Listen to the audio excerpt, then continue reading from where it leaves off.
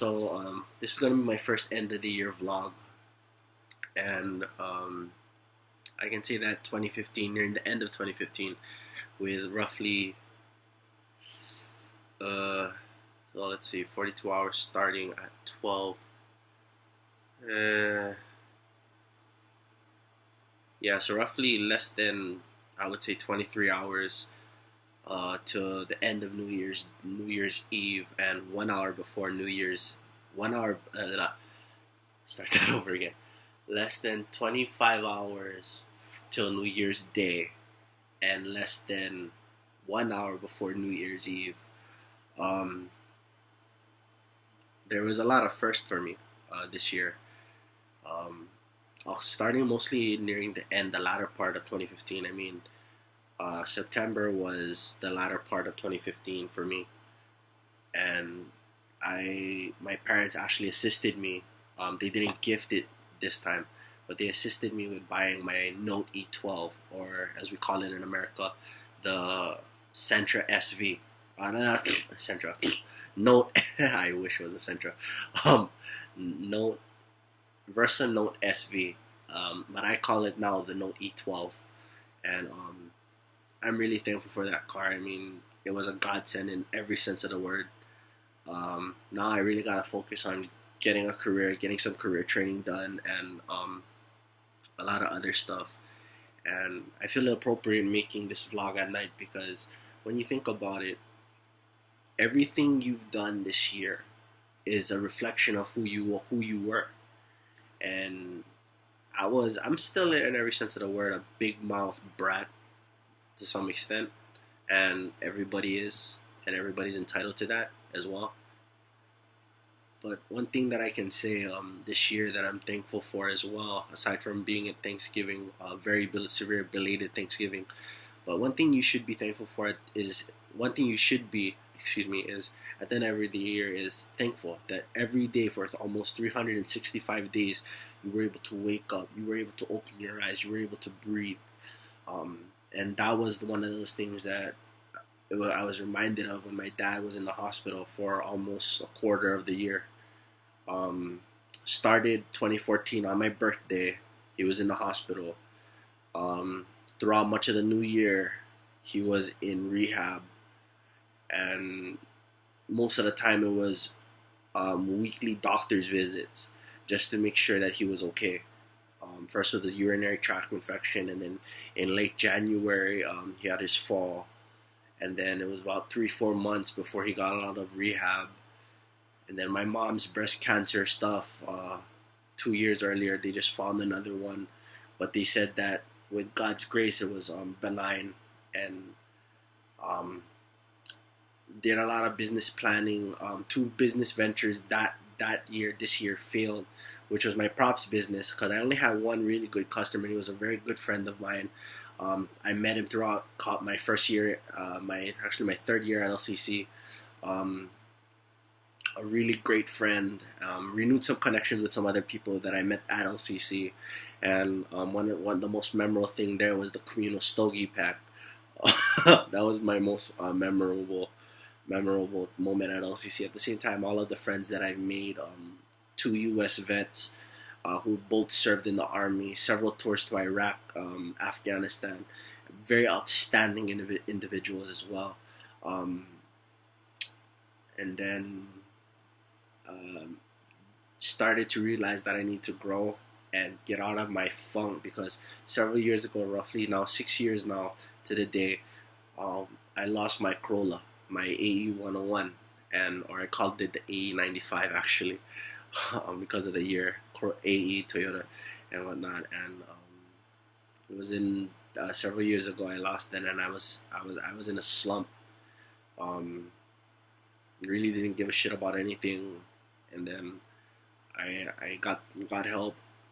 I also lost another good friend of mine. I celebrated his year death anniversary. He was a very good friend of mine. He was a senior citizen. He was 90 when he passed away. Um, and he was not only my psychiatrist, but he was a very good family friend. And one thing I can say, if God were to, in a sense, put him before me, I can say that I may not be in school, but I've learned so much that I can, instead of making a hole in my wall or beating up the person half to death, I'm beating a person who pisses me off severely half to death. I can diffuse myself now, and I'm now, instead of um, hyper fixating on things that are bad, I'm hyper fixating on things that interest me now. And I think that was one of my goals that we achieved before he passed away, and I'm still achieving those goals to this day. Um, and then a lot of first actually did happen for me in the latter part of this year, starting like I said in September. I bought my first car, my first brand new car, with the help of my parents. I put up half; they put up about half as well, and it was one of those things where I was proud to actually sign my own John Hancock. My dad said, "No, that's all you now. That's all you. We'll just help you get the we'll help you just get a good deal and whatnot." And it was one of those things where I realized that being a new car owner, it's not just about driving, and I rudely reminded myself of that when there was a burnt solenoid, and um, yeah, I was really pissed off that that happened. And then again, that was too after. I also, in the mid this past year, I broke up with my ex. It was a long distance relationship, roughly 6 years. Roughly, if you were to count the days, it was just over 2,000 days that we've dated. If there were 365 days a year in a year, let me see if I did the math correct. 365 days a year times 8, it would be just under 3,000 days, 2,920 days we've been dating. And of all the times, I know she cheated on me, even though she told me not to put a detail on her. I was a paranoid bastard, and that my paranoia served me well. Where I found out that she was cheating on me a multitude of times, and that taught me a very valuable lesson of not only trust, but to literally rehone a skill that I've had since childhood, which is read the person, not their actions. And what I mean by that is, sure, a person's actions says volumes of their character, but when you read the person as a whole, their actions, their demeanor, how they talk, how they act around certain situations, that's what I mean by read the person, not their actions. I should have listened to my gut, but I was just so not only pussy whipped, but I was whipped in general, that I didn't see the kind of pain she was putting and the kind of strain that she was putting on the relationship, on my family, some associates that I've had, and whatnot. And it was a lot of time too. That time was a lot of healing and reflecting. Normally I would go to the bottle, but this time I did something else that I think my mom is proud of me. Was I started dedicating my life back to something that was productive. And even though she didn't see DJing as productive, I was able to conform that and make that into a ministry. Even though I had to disband it for a while, I just restarted it this past December on my birthday, where I just talked with some of the friends that I've had, their kids, their younger siblings, and just say that, hey, if you want, here's my address, come down my house, ring the doorbell, or here's my home number. Don't, if you hear a hello, a very gruff voice, ask my dad. Just think of him as your grandpa. Just call him. Just say, oh, can I talk to Greg? I'll come down and then meet you somewhere, and then we'll just jam sesh. I'll bring my ghetto turntables, my ghetto Numark DJ controller, and then we'll just jam and talk about our relationship with God and whatnot, and how we can build on that from what I've learned from my church, and I can get some of their feedback, what they've learned, and we can commingle that and understand each other a little bit better. And also too was a lot of first too was like, I didn't expect recently. I just recently fell in love with a girl that I didn't know, and she outright rejected me. And I thought that it would hurt. It hurt when she deleted me and whatnot, but it was already a sign that, okay, I already made the first move. I already told her to keep an open mind after, at the same time, asking her to coffee. So she's smart enough to the point where I think she picked it up that I had more than just, oh, friendship thing. I wanted something more, and I just let that. I'm letting that go now. I mean, I forced myself to come to the realization that it probably made me never be the same. And even though she gives me the stink eye, and she just ignores me outright, doesn't even acknowledge me. I mean, I'm not gonna stand there and just say that, you know what, it's gonna be awkward when I go to church. No, I mean, I violated my first rule when I just discovered that I had these feelings, and I made it awkward. So in a sense, I think she picked up on my body language, and I broke my cardinal rule where you're only as awkward as you make it. So what I learned from that was just act like nothing happened.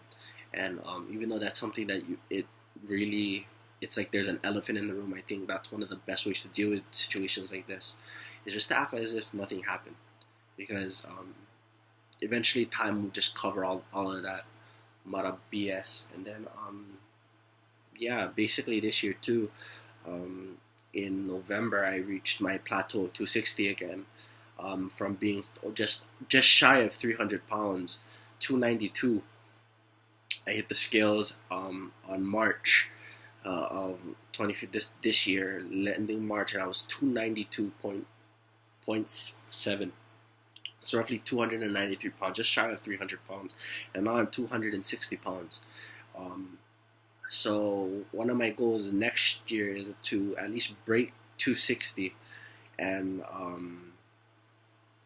I've done a lot of research on all natural products, because I really have a severe food allergy to gluten, and a lot of the protein shakes around, whether they come from a really good company, Visalis, Body YV, as well as the Body by Yoli, their protein shakes has gluten in it, and I have a severe allergy to it. So I just found the product that I just read the ingredients. I researched all the ingredients. There is no soy or whey-based compounds, which your body converts that gluten-based product into carbs, and that carb, in a sense, the enzyme in my body can't process those types of carbs. So it causes me to rash. Not in a sense to have anaphylaxis or a very severe allergic reaction, but it just makes it really hard for me to breathe. My cheeks and my throat turns red, as if I had an eczema attack, an eczema and asthma attack, and it's really bad. So I've been looking into this product. So I'm probably gonna sample it. I just finished actually my sample. One of my friends is an ambassador with the company, so he a brand ambassador. So he let me sample it, and so far with their protein shakes, their BCCAs, I had an allergy. They're an allergic reaction to, so I just said no. He literally threw it away. He didn't want to have anything to do with that part, that BCCA protein. So he himself threw it out. Their fat burners and their extreme fat burners, their detox, I never had a problem with. So I'm probably gonna order from them as well, which you'll see later on. On my Instagram and Twitter. Later on in this year.